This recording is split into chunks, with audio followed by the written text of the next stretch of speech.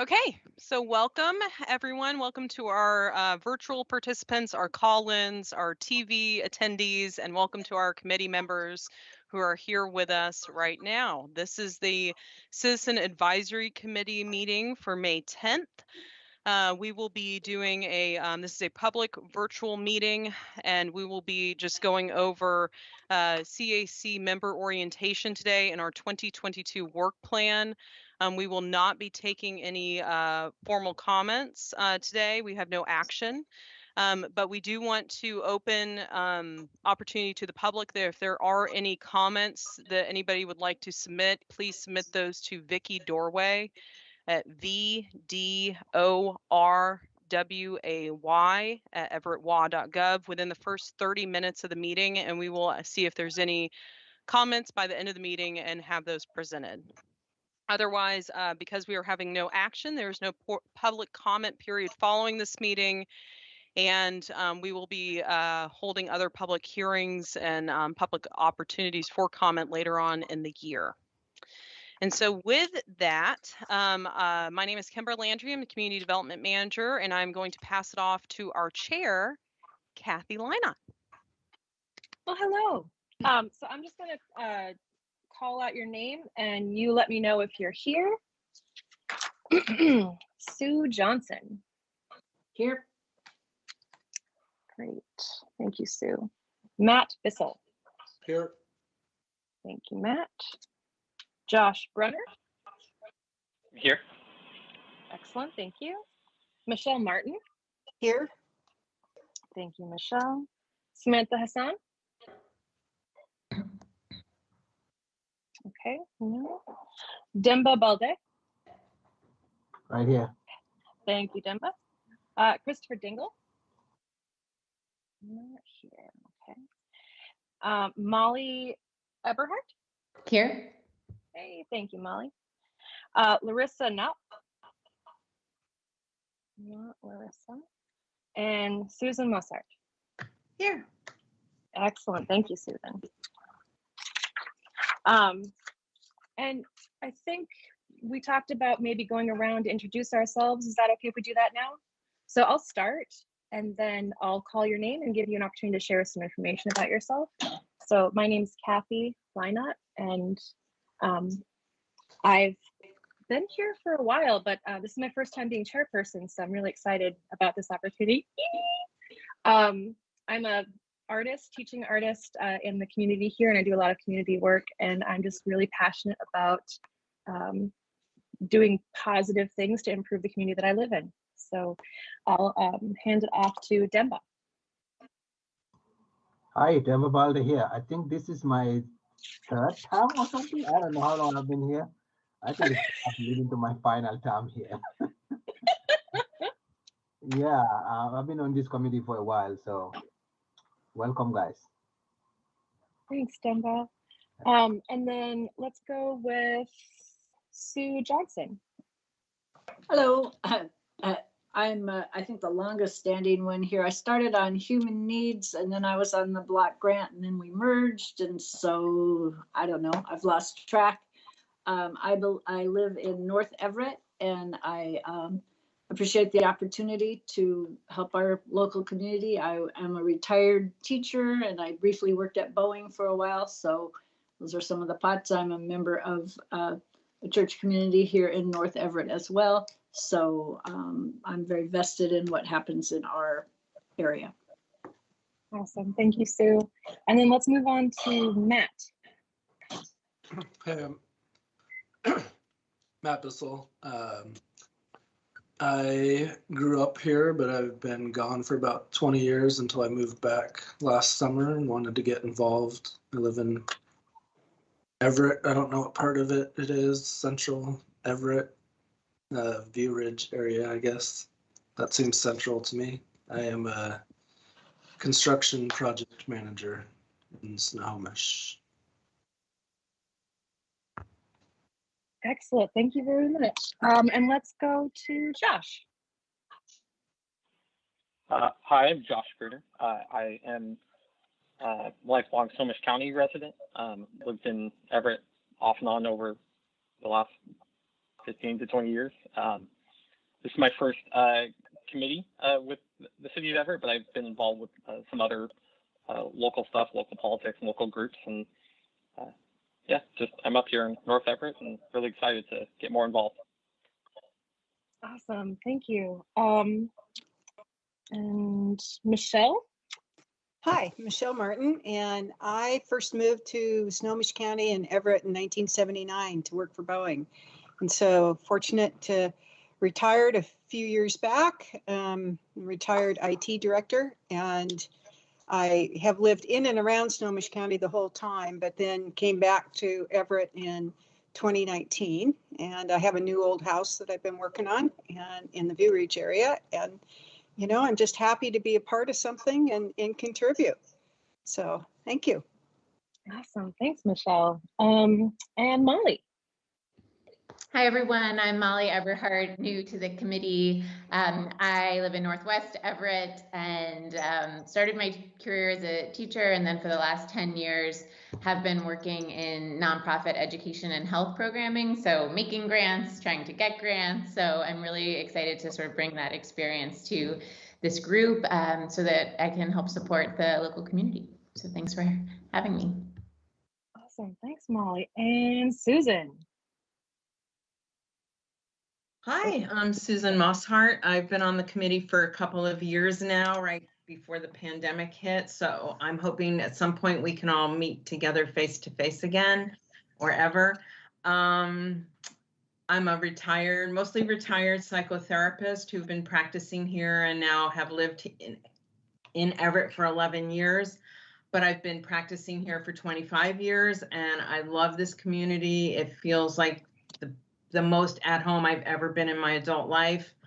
And I live in the Port Gardner Bay community neighborhood, and through a series of actions or attempts at changing our historic neighborhood, I wanted to be more active in local community-based and needs work here now that I was mostly retired. So this felt like a perfect move for me, and I really enjoy it, and which is why I'm glad we get to meet more through the year. And I think the work we do is really important, and I think we do a good job. So I'm so excited to have some new faces and new energy, and yeah, thank you so much. Awesome, thank you, Susan. I couldn't have said it better. That was awesome. Thank you so much. Staff, if you want to introduce yourselves. Chris Dingle has joined us. Yes. Oh, okay. Chris, are you there? I am. Sorry about that. I had to get the internet connection back up. My name is Chris Dingle, new to the committee. My wife and I, same thing. We moved to Everett here in the last year, renovating a new old home. I serve in the Army National Guard, and I work as an aide to Congressman Rep. Larson. So love the community. I live right over here by Madison Elementary, and excited to go to work with all of you. Nice. Thank you, Chris. So yeah, I think next on my list is staff to identify themselves, if you guys are still around. Yeah, no, I think we are, right?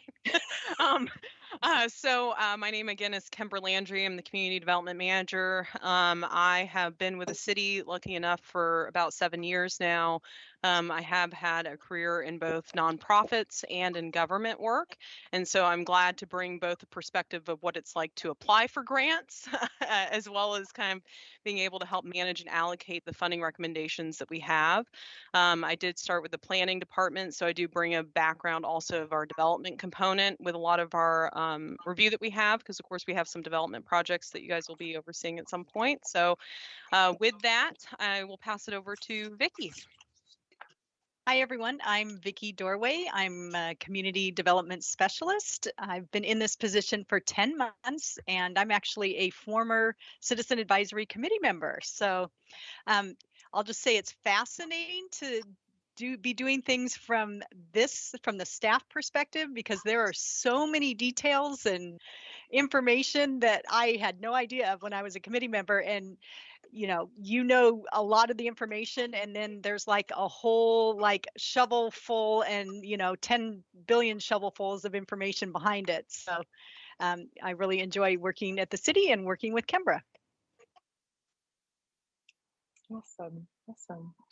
Okay, so I think I'll just share the standard rules of procedure real quick. So typically what happens is the chair will call on each committee member during discussion, and we're asking that you use the raise your hand function. I don't know if someone could demonstrate what that looks like, but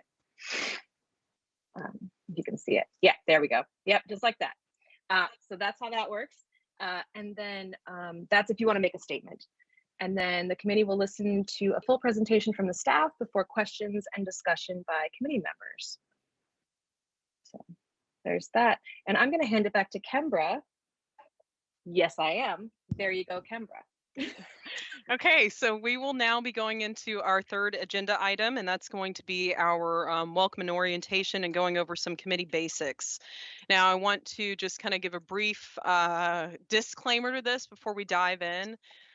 What we are about to go in is both very dense and as well as it is the day-to-day bread and butter of what it is that you are being asked to do. So there's a lot of stuff that we sent out prior to help kind of acclimate you to some of what we're about to bring up. And at that point, let me pause there. So Vicki, if you can move forward to the first section. So when we're doing orientation, we're kind of going into the basics. Some of this is if you went through the Board and Commission Handbook, which I know that somebody already called out as a benefit to receive. I'm glad to hear it. Then some of this may be repetitious to you. If you have not gotten yet the chance to do so, then I will be covering some of the brief highlights, and then we will also be talking about the applicability of this as you navigate your role with the CAC. For our older committee members, meaning those that have been with us since last year or before, I apologize if some of this is repetitious, but hopefully also some of this is repetitious and not new. None of this should be new to our ongoing committee members. So to that point, the first thing that you've been, that I would encourage you to continue to revisit is the Board and Commission Handbook that was sent out. That not only gives kind of a brief high-level overview of some of the main policies and acts that you're going to be held to as a committee member, but also just kind of give you a little bit more familiar about the structure of committees and boards with the city. Two things that specifically I want to highlight in there is the Public Disclosure Act and ethics. So I think that a really easy way to summarize some of this is that just know that everything that we're doing, all written correspondence, our recording today, any of the action that you have is all open to public disclosure. And that includes emails, that includes general policy and or board business. Public disclosure requests for the city go through the clerk's office and then IT, and any exemptions of that are handled by our legal department. So there's a lot of it where, this is kind of just be mindful of your intent and your words, please. Ethics, you are expected to maintain, quote, the utmost standards of personal integrity, truthfulness, honesty, and fairness in carrying out public duties. And you are to comply with state ethics law, chapter 42.23 of the RCW. City facilities cannot be used for political gain, nor are the committee members to use your standing on this committee for personal benefit. Securing privilege for yourself or others, directly or indirectly agreeing to give or receive compensation, gift, or favor, or otherwise related to your service with the city. And I want to pause right there and say that, of course, since we are giving out funding allocations, favor definitely becomes something that we all need to be just mindful of. You guys are a diverse representation of backgrounds, many of which already have maybe involvement with some of the agencies that will be coming to us for funding allocations. And so this is that mindfulness. This is where that comes in. Similarly, nor can you use any of the privileged or confidential information gained during this time because of your involvement. When involving yourself with our action, you are asked to disclose any investment that you may have prior to the action. In the past, due to the nature of this committee, that has meant excusing yourself from the discussion of funding allocations if the agency that you work or affiliate with is up for funding recommendation and review. The Open Public Meetings Act. I think that we sent over a brief recording of overview for that one. That again just kind of goes into the general standing that all meetings that we have are open to the public, and any persons are invited to attend. Additionally, all of our commissions, boards, departments, and divisions exist to aid in the conduct of people's business, and therefore all actions are to be considered open to public disclosure as well. Again, how this applies specifically to the CAC is that all of our meetings are public, and all emails that have a discussion between committee members are also public. So again, just mindfulness. Further, we have, of course, besides the Board and Commission Handbook with the state and overarching legal requirements that we have the Everett Municipal Code, specifically Everett Municipal Code, Chapter 2, I think, yeah, Chapter 2, Section 93, and that goes over the Citizen Advisory Committee and its structure and intent, specifically also as we dive into the nature of allocation for the human needs funds, which are general allocations from the city's general fund pool. I'm putting in here that I also recommend Robert's Rules of Order, and I'm just putting that in there because, of course, city staff are here to help support order in the actual proceedings of the meeting. However, I can't brief that into 5 minutes of a discussion. And so if there's anything that we have, just know that we are flexible in our committee structure, that we can help to guide, staff can help to guide the chair and the committee members through Robert's Rules of Order actions. But for the most part, just know that we encourage you to try and find out more information on your own for that one. I have no specific recommendation I can make for a source on that one, unfortunately. Okay, if we can move towards the next slide. There we go. Okay, so who makes up the Citizen Advisory Committee? First of all, the CAC has city liaisons, and that is the community development staff, both myself and Vicki. You also have, of course, our community development director, Julie Willie, who is also a liaison for the CAC, but the first point of contact is going to be me and Vicki. And our role, of course, with our supporting standing is that we facilitate discussion, provide recommendation for course of action, provide facts and information, and implement direction. We are really here to support the chair, the vice chair, the committee, and everything. And then, of course, we take your action and then facilitate that for city council adoption and or other action if they decide to do so. So we're in the background implementing the decisions that you all make. We are getting those agreements out. We are allocating those funds. We are monitoring those projects. And then we come back to you with our findings, and I will break down kind of what that looks like in a practical standing when we get to the 2022 work plan. But just know that we're here to basically support everything that you guys do. Otherwise, you have an 11-person committee that's comprised of Everett citizens. The role is, of course, to take action and draft annual funding recommendations for our annual funding pools. Per HUD requirements, also, this committee must include low or moderate income persons and also provide accessibility accommodations. Right now, we have been in a virtual platform for our meetings, and that's actually lent itself to be fairly beneficial to persons that otherwise are either restricted in their ability to join a meeting in the middle of the day or at the end of the day, as well as provide broadcasting on both the Everett TV channel and the YouTube channel. We are able to provide better closed captioning and those that might otherwise be hearing or visual impaired. And so we are going to work towards navigating what this is going to look like when we get back to doing this in person, because we will still want to be able to provide the elevated service that we've been able to do now, while still maintaining the opportunity for people to come in person and meet. Even though I've heard that some of our committee members definitely would like to meet in person, so I hear that. And at the same time, we will balance that with the benefit that we have for having this out in the community. Okay, and real quick before we leave, I do want to identify again that Kathy Lina is our chair for this year, and Susan Mosshart is our vice chair. And so for any other standing with the committee, we do not hold a secretary position. We do not hold a treasurer position. If you're familiar with other public committees, we don't have those other two positions. We just have board or chair and vice chair. Okay, Vicki, can you move forward to the next slide? Okay, what is the CAC? So the CAC is an advisory committee in the sense that, meaning it creates a link between the community and the elected officials. You fill a role in providing experience and knowledge as it relates to this board. That being said, as I mentioned, we have a diverse group of people. And so we have people from the public and private sector. We have educators, grant managers, and grant professionals. We have mental health professionals, artist developers, real estate professionals, and so on. And that's just the professional makeup of that.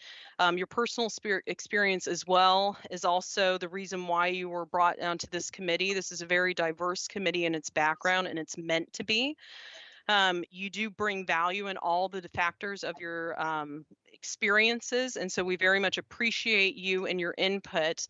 And I would encourage you to always kind of think outside the box to a certain extent, and not just your professional lives, but your personal lives as well, understanding that, of course, you are the makeup of Everett's citizens. You are here to represent your community. So to circle back, your function is to help to assist the mayor and city council in the performance of duties. The recommendations you will make at this board will play a vital role in the social and governmental issues in the community. And of course, never has this been more apparent than during the COVID pandemic world that we are now living in.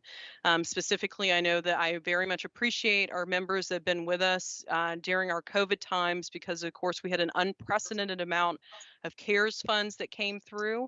And so it was the dedication of the people in our committee at that time that helped us get those dollars out to those that needed them the most. Again, so this is a committee that is mandated by HUD and the Everett Municipal Code for annual fund allocations. The CAC originated promote participation for the Cdbg, the Community Development Block Grant funding from HUD. And as mentioned prior, we are required to have low moderate income persons on the committee, as HUD requires their input for fund allocations, which is also why we go out for public comment. The Everett Municipal Code also requires a committee to be established to allocate the human needs funds and additional funding received by the Community Development Division. Responsibilities and expectations are that because you influence and take action, which is then carried to City Council to adopt, you are expected to stay informed about current issues and events which may affect this committee. You are also expected to regularly attend each meeting and come prepared. If you are unable to meet your duties, a letter of resignation should be considered and submitted to the mayor's office indicating the date of resignation. But I look forward to everybody fulfilling their full terms and no resignation letters. And so that's where we're moving towards. So with that, the standard activities and projects that you guys will typically be working on in a normal year, and I don't even know if we're back to normal yet, but I'll tell you that this is at least what I know is coming down the line, is our consolidated plan, which is a long-range a 5-year long-range guiding document that we use, that we submit to HUD. It covers both our fair housing compliance efforts that the city is held to, which are assessed under our division, as well as our guided funding goals and priorities. Each year in the consolidated plan is supported by an annual action plan that you work on to help with funding priorities and allocations. All of this, Vicki is going to give a little bit more intense information on later on. You're also going to be establishing annual priority needs. Those are always done through a public hearing to accommodate public input. And with that, you'll be establishing the draft annual action plan and human needs allocations, so specific funding awards that then are submitted to both HUD and City Council for adoption. Vicki, can you take us to the next slide?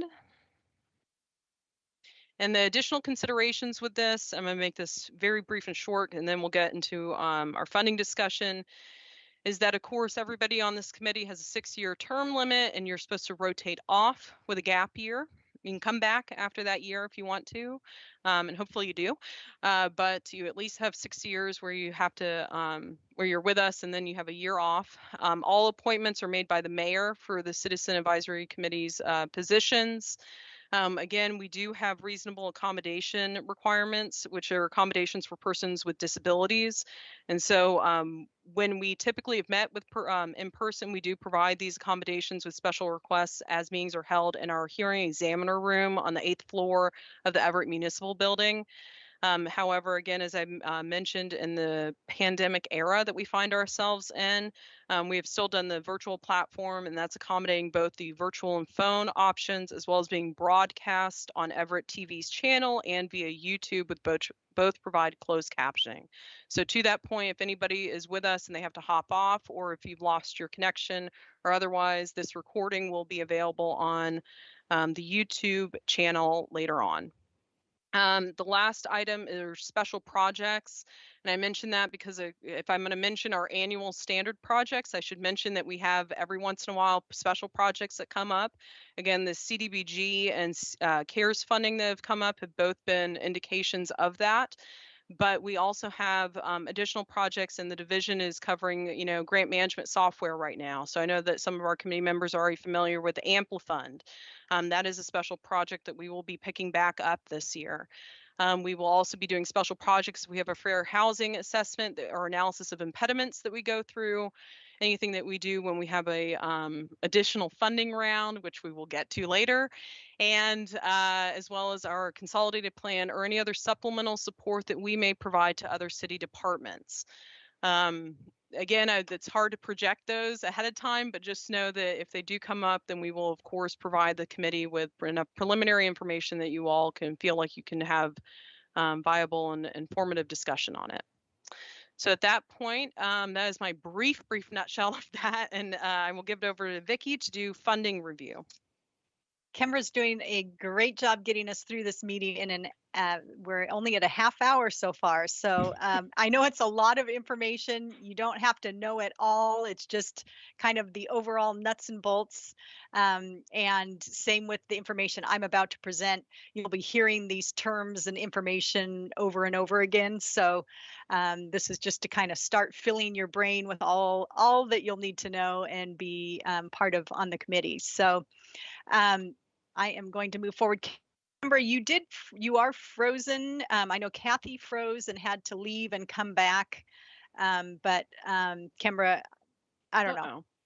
Yeah, I mean, we can hear you fine. It's just you're frozen. So I may freeze too. I also have like this weird sun starting to come through the window. So I'm trying to get in a good position to not have it right in my eyes. But anyway, so I'm going to move forward with the funding summary. And this is just a very broad overview of basically we have 4 main funding sources.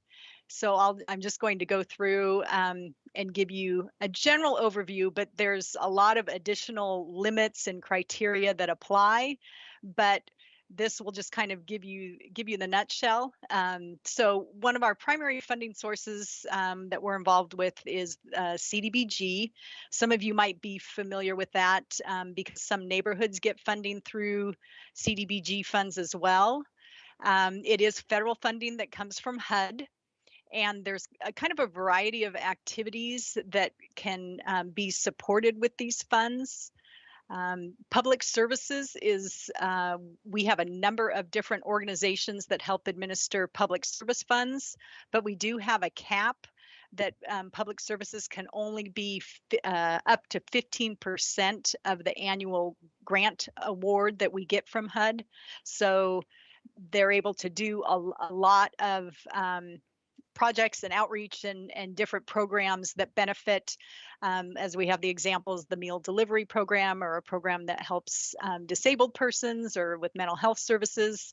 But that does only end up being 15% or up to 15% of the funding that we have for these. Other projects include public facilities, housing, although it cannot fund new housing, it can help with rehabilitation projects. And then you can see it can also help with economic development, which is some of the CARES funding that we received. The Cdbg CARES funding helped with economic development. And then the funds also help with program administration, which is capped at 20% of the annual grant amount.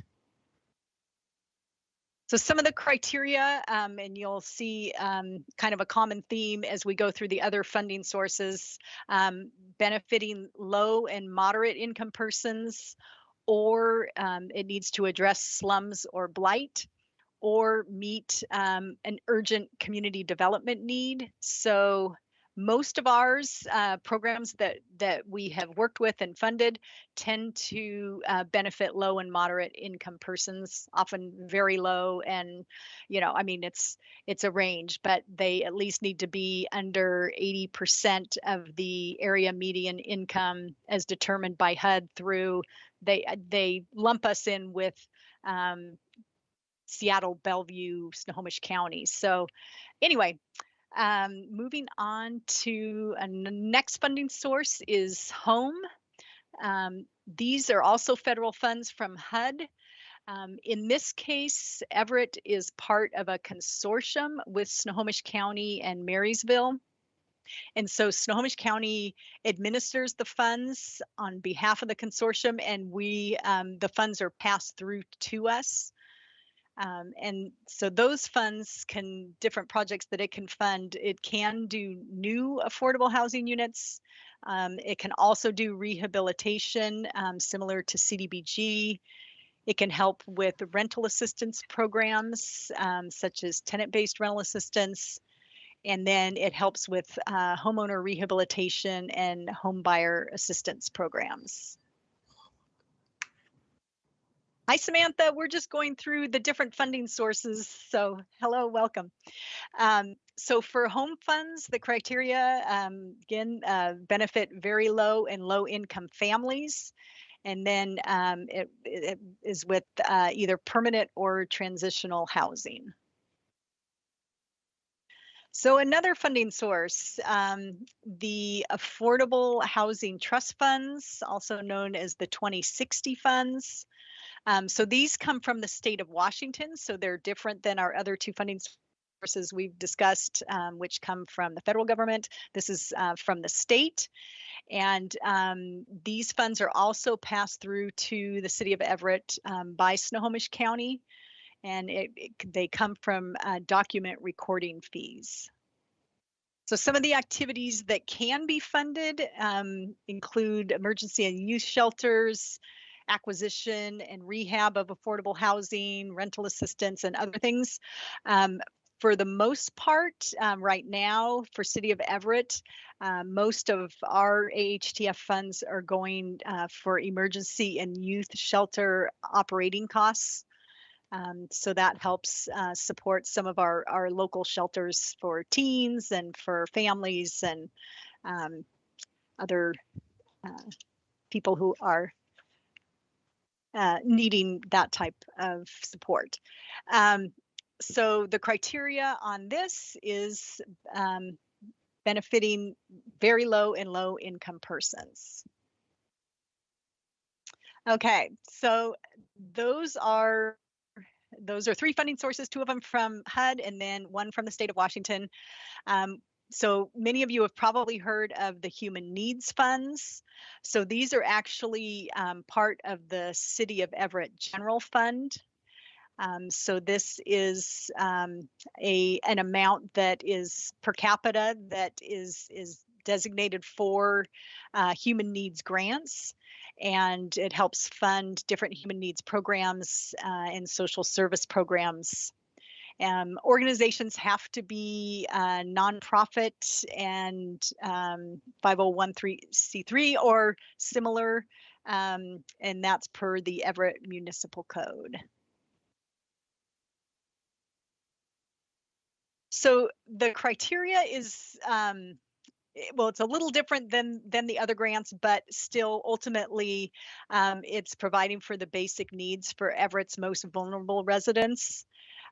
So often that's considered to be, I mean, seniors, persons with disabilities, they often fall into that most vulnerable category. But obviously there are many others who fall into that as well. We are looking or try and fund programs that are more funding direct services versus admin costs, but the funds can support admin costs. And it's a pretty flexible funding source. So a lot of organizations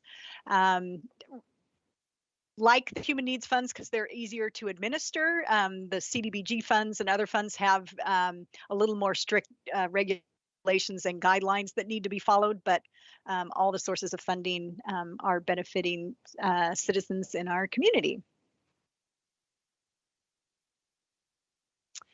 So moving away from the funding sources and talking a little bit more, Kimbra talked a little bit about some of these documents and things, but there is another kind of overarching document called the Citizen Participation Plan.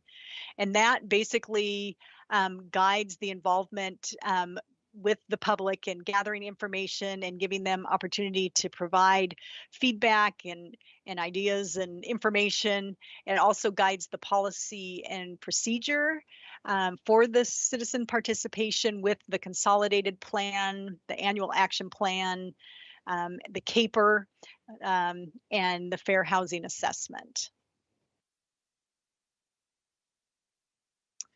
So part of the citizen participation plan, also there are pretty strict guidelines as far as the notice that we need to provide the public. So like when we're having a meeting, or a hearing, we have a minimum 15-day notice prior to the scheduled hearing date. So I think most of you are subscribed to our news flashes. And so those get sent out via the news flash, or we publish it in the Herald, we post it on our web pages, and basically try and get the word out that there's going to be a citizen advisory committee, and this is what we're going to be discussing. And as kind of to differentiate between the hearing and the meeting, today we're having a meeting, we're not taking any action.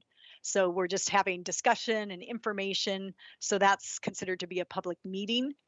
A public hearing is when action is going to occur. So a future meeting, we're going to be determining priority needs. And so that will be taking action to vote on or discuss the needs, and then get input on the needs, and then vote on them. Well, also it's considered a public hearing when we're reviewing and making funding recommendations, which we'll be getting to later on. This is my last slide. And so this is regarding public comment period. So when we publish the annual action plan, or we have decided on the priority needs, we publish that and make it available for comment for a minimum of 30 days. We usually try and do it at least 31 days, if not more, just to make sure that we meet that very strict 30-day public comment period. And so we get that information out the similar way. So you'll be getting some news flashes that let you know if there's going to be a comment. Many of you may have gotten, we made a minor change to our annual action plan. So that was put out for public comment. And so that was something that went out on the news flash and in the Herald and all of that. So documents I already mentioned, like the annual action plan, the CAPER 30-day public comment period. And I think I've already covered that last one as well, that any actions that we take are allowed, the public is allowed to comment, and this is as determined by HUD. And we are very diligent about following those guidelines. Sometimes that means that a process can take a little longer than the average person might think, but because we're meeting, we have to, do something, then we have to wait 30 days before we can take the next step. And then we have a hearing and we have to give 15 days notice. So Kimbra will be talking about an upcoming supplemental funding round. And she and I have already kind of mapped out our ideal plan of the dates that we need to get the notice to the Herald and, get this information and set the meeting and all of that. So we'll be getting into that later. But for now, I think that covers the end of the slideshow. So I'm going to stop sharing my screen. And then Kimbra is going to take over again with some information on the work plan, etc. Yes, so thank you, Vicki. And Chair, if it's okay with you, I will move on to the next item on the agenda. Yes, please do so. Thank you. I figured we'd have a little bit more time than this, but I'm going to make it real quick, real brief, and hopefully I won't take up anybody's time after 5 o'clock. But we're going to go into our 2022 work plan. And so I'm about to share my screen. This should be repetitious. Again, you should have already received this in, let me pull this over, in our preliminary materials, but I'm going to go through and talk about what each item means and what it is that we're actually looking at when we have this plan up. So again, let me actually pull out a little bit so that people at home at least understand that we have this whole entire document. And then I'm going to zoom in because this is not prudent for our Everett TV channel viewers, so that they can actually see what we're actually looking at. Okay. So with the work plan this year, of course, we are in Q2 already. We are doing our orientation kickoff meeting. Wonderful. You guys have already done one item on the work plan. Outstanding. After that, yay. After that, we have 2 more meetings that we're going to be looking at setting or 2 more efforts that we're going to be looking at setting this quarter. And one of that's going to be, of course, the public hearing for needs. We have a supplemental funding round that we have to kick off. And what that means is that we have additional funds that have been left over from prior program years that need to go out and be spent so that it is compliant with the HUD's timeliness requirement. We are required to have funds expended within a certain period of time for the Cdbg program. Cdbg is a little bit more lenient than home is, and so thankfully for that, we have some time, but with that, it means that we got to get the funds out. So we have funding from 2018, 2019, and 2020 that we are looking to finish reconciliation with to get out. Vicki and I have already done a good chunk of work to get that moving forward, but when we meet again, we will be looking at determining the priority needs. This is going to be for non-public service projects. And so the overview that Vicki just gave about the eligibility of projects for Cdbg program, these are for the public facility, public infrastructure, housing development, and rehabilitation work. So we're going to be looking at non-public service projects to go out for supplemental funding. When we do that, when we're looking at the decision for the needs on that, because those funds are prior year funds, we are in the midpoint for our consolidated plan. We will be balancing that with the existing consolidated plan priority goals and needs. And that is only to see kind of out if there's anybody still out there post COVID, and I know that's even kind of a misnomer to even say that, but in this point in time, if there's anybody that wants to kind of capitalize on the fact that, of course, there's opportunity now to use immediate use of funds, that's a unique instance. Typically, when we go out for our funding allocations for Cdbg, we are at least 9 months out, if not up to a year out from when a project can actually commence. And that's because of all this public process that we just went through with everything.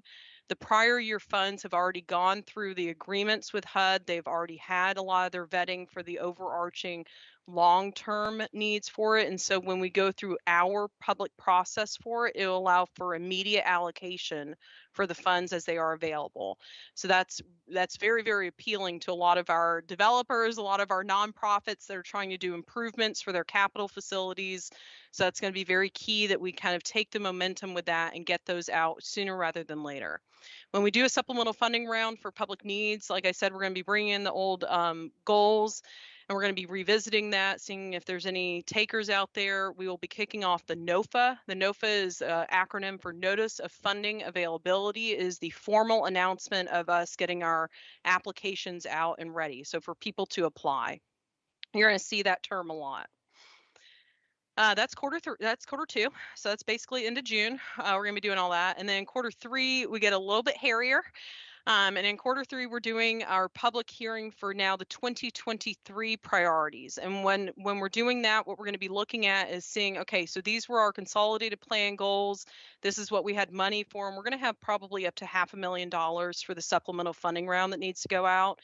If we do not see high demand under those existing goals and needs, when we revisit for the 2023 program year, which will not start until July 1st of 2023, we're probably going to be revisiting whether or not those goals and priorities that were established under the prior plan are still viable. If there were no takers for our supplemental funding, that's going to be an indication that we probably want to do another assessment on community needs, or at least another quick touch on that and where we are with our goal tracking as we are reporting back to HUD. So we're going to be revisiting that for the 2023 priorities in that public hearing. Following that, of course, we'll also be going over the review of the Consolidated Annual Performance Evaluation Report, known as a CAPER. That is for the one, that is basically the accomplishment report that goes for an annual action plan. So you have an annual action plan that's for 1 year, and that tells HUD how we're going to spend the money and what we're going to do. And then at the end of that year, you have a CAPER, and that says how you did it. How'd you guys accomplish everything? So we're required to have a public hearing for that, and so we will be doing that as well. Also in quarter three, we will actually be holding the public hearing for the funding round allocation. So after we open it up for application, then you all will meet again and actually go through the proposals as they were submitted, and staff will go ahead and vet the eligibility of each project prior to it coming to you. And so you don't have to question whether or not this project is actually good to use federal funds. Your question is how much to give them. And, when it comes to the actual review of the application, if you have any supplemental questions for the applicant, anything that you want to learn a little bit more about the project occurs during that time as well. Then we will kick off, of course, the 2023 NOFA, and that's a little bit more inclusive because it is not going to be supplemental for one funding source. It's going to be a NOFA for 3 funding sources: the Cdbg allocation for next year, the home allocation for next year, and the AHTF funds for next year. Separately, then, we will do a 2023 application round for the human needs funds. The human needs funds run on a calendar year basis. That is January 1st to December 31st. The federal and the state funds run on a mid-year fiscal cycle, July 1st to June 30th. And so you can see that as we're doing things now in quarter three of this year, agencies are not going to be able to use these funds again until next year. So there is a gap period where, especially for the federal funds, we have to do a lot of due diligence before we can even have anybody use them. Quarter four, we have our public hearing on the actual funding round allocations. So now that we went out and said, yes, anybody can apply, this is the criteria under which we would like for you to apply. In quarter four, you all will meet in the fall and the early winter to then go through and see, okay, well, whose project are we funding and at what amount? And that is the 2022 work plan in a very tight nutshell. And I think I'm kind of on time with my agenda to a certain point. Okay. Chair, if it is okay with you, I would like to then follow a little bit into the wrap up and upcoming schedule agenda item. Yes, thank you. Okay. Before I do that, Vicki, have there been any public comments that came in, since we are nearing at the end and we got 9 minutes? I'm refreshing and nothing has come in. Okay. Okay, so wrap up and next step. So we have this huge annual work plan. Oh, and I'm so sorry, I missed 2 big goals, 2 special projects. I'm so sorry to confuse everybody. So this is our annual work plan as far as the standard process is going to go with stuff. Overarching on this is Amplifund. I would be remiss if I did not mention that we're going to be doing a little bit of focus again on Amplifund this year. Amplifund prior to this was used as our grant management software for our human needs funds. We went through and had our first touch for the committee to do a review and weighted scoring with Amplifund last year when they went through and they did the human needs allocations.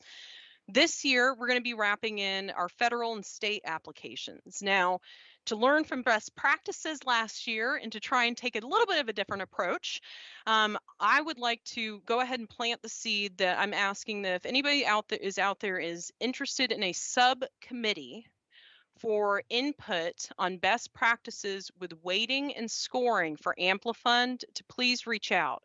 I am not looking to necessarily get everybody involved in this because obviously we have a whole other bucket of work. But if there's somebody with a real passion for input on weighted grant criteria and scoring and equitable practices, and I have heard at least from 1 or 2 people, to continue to reach out and just let me know, and we will have a subcommittee meet on the side in addition to all the work that we're going to be doing, and then that will be what helps guide us into implementing the federal and the state allocations as well. So just know that there is a whole other project that's kind of overarching, that's a special project, as I mentioned prior, in addition to this annual calendar that we have up. Okay, so now I'm going to stop sharing that and then now allow everybody to see each other and then do wrap up of upcoming schedule. I got 5 minutes. Okay, so so next steps are going to be the subcommittee with Amplifund. Please reach out to staff and the supplemental funding round. So Vicki mentioned that we're going to be looking at a date in June. I'm already going to say that we are looking and considering June 7th, but we will be sending out an email to committee members to follow up on your actual availability for that.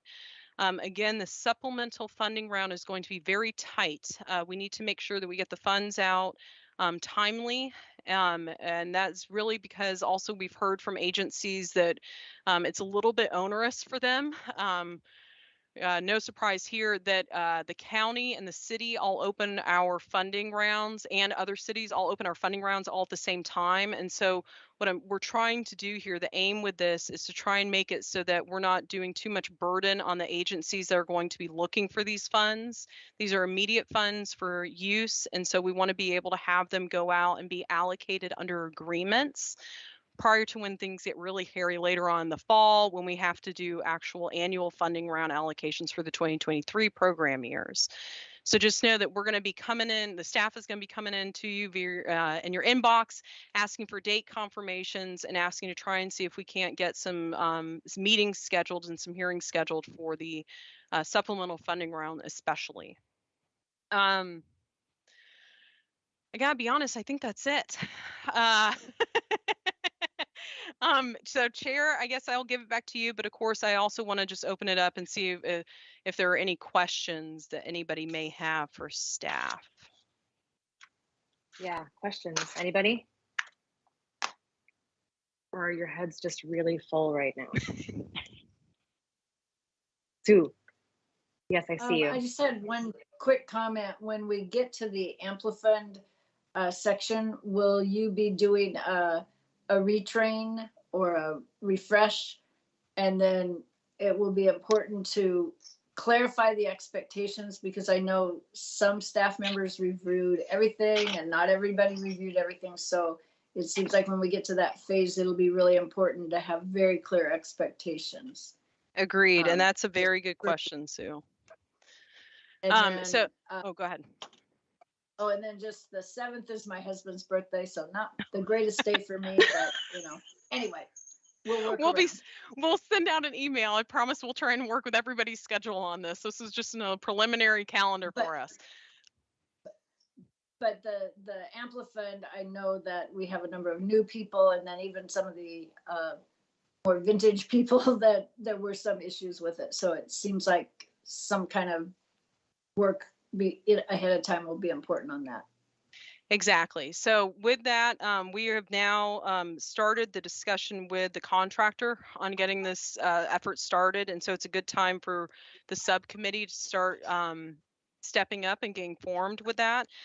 With that, yes, we will be doing retraining on Amplifund, both for subrecipients as well as for committee members.